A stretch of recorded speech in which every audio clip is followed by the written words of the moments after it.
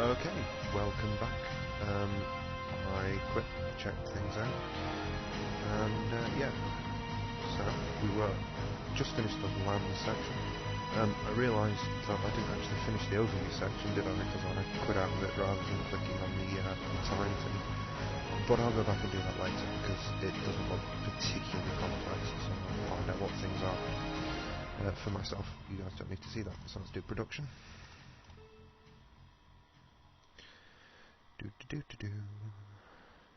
So yeah, I actually managed to get this to record. First time. For a good long while, but I've actually managed to get it right. Well, first time ever, really. Alright. The production department is where you can attempt to meet your region's demands for resources and finished goods. Which is this thing. In panel 1, you'll see your 11 resources. Scroll through them. Oh, hold on. Demand, unmet demand, and reserves. Okay. Well, lots of stuff. In the list you will see 3 coloured bars to indicate production, demand, and reserve stock. So I've got lots of uranium stored up, but nobody's demanding it and I'm not producing it. I've got more electricity than I do produced than I do demand, and a little bit stocked up, and the opposite on consumed goods, but still a little bit stocked up. Okay. The list you'll see 3 coloured bars to indicate production. Yes, I've just done that. Selecting an industry in this list will set the focus for the sub-departments. Select a different resource from the list now. Well, let's select uranium, because that looks like fun, doesn't it? Okay. Many figures throughout the game can be displayed as either annual or daily numbers. Change the daily figures now. If demand exceeds your region's production capabilities, you can always import goods. Likewise, if you have excess stock, you could tell your minister to sell it on the export market, or trade it directly to another region through a diplomatic offer in the State Department. Cool. In addition to the demands that your people have for an item, many of the commodities interrelate with each one. For instance, production of industrial goods requires coal or an electricity. So if you increase your production capability for industrial goods, the demand for these will go up. Okay. Oh, yeah, I should also mention, probably a good idea, if you've not already, to try and make this full screen. That way you'll actually be able to read the, I think you'll be able to read the text here, and that's probably a bit better, because as I've noticed, sometimes I mumble a bit, and I'm guessing that's not the best for you guys. So there you go, top tip. Let's carry on. In the consumption, excuse me, in the consumption and usage area, you can review each product and see where it's being used. That's the one I missed. Alright, the building. It's not being used anyway, so it's... Oh, I can't select another. The bottom line, try and be as self-sufficient as possible. The more you have to import from others, the more your economy is at risk. I see. Okay.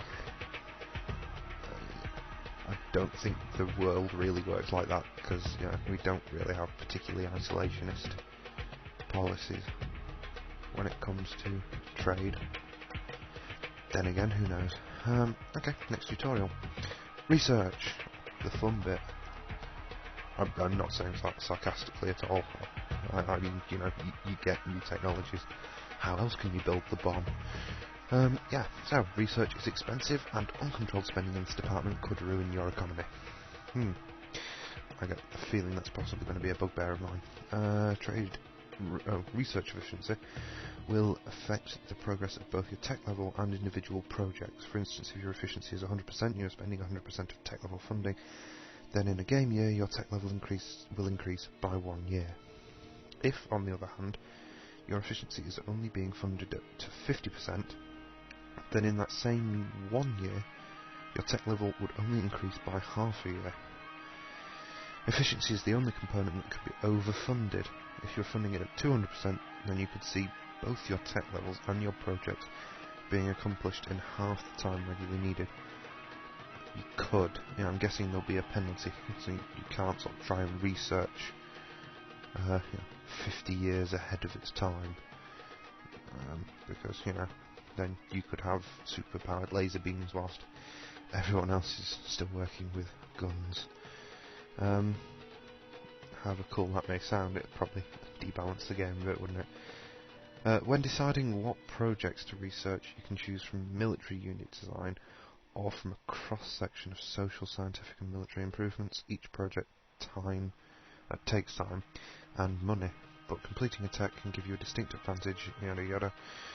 You can progress on one project for each research centre in your country, and as you add items to the queue, your spending will increase automatically. Spending can be adjusted as a percentage of recommended. Spending less will lengthen completion times for projects. Your ministers will make research recommendations based on priorities set for them, or if you like them, they will even start projects without your involvement. The research queue is duplicated from the first panel in the sub-department, but with more details. For each tech, you can review its prerequisites, research, and future projects that will be made available on completion. The bottom line, don't waste money and time researching items that aren't likely to help. Learn the text and make smart decisions. Good advice. Don't mess up. Okay, next tutorial. Sorry about that.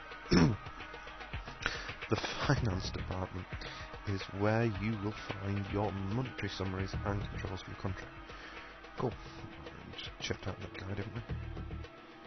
Syed Arafat, yes. The first screen shows your key financial data such as GDP per capita and your treasury, and also displays the total income, expenses, trade. Sub-departments of social spending are already shown, which is where you allocate money to maintaining vital areas of your country. You may change the overall spending level or adjust one category at a time. Okay, what is those? Healthcare, education, infrastructure, the environment, social assistance, cultural subsidy, law enforcement and family subsidy. Okay. Next, now review taxes. Oh, everybody's favourite thing. Much like social spending, you can change taxes all at once or one at a time. To implement a new tax rate, pick a category button. Low income, high income taxes, corporate tax, small business tax, pension tax, property tax, unemployment.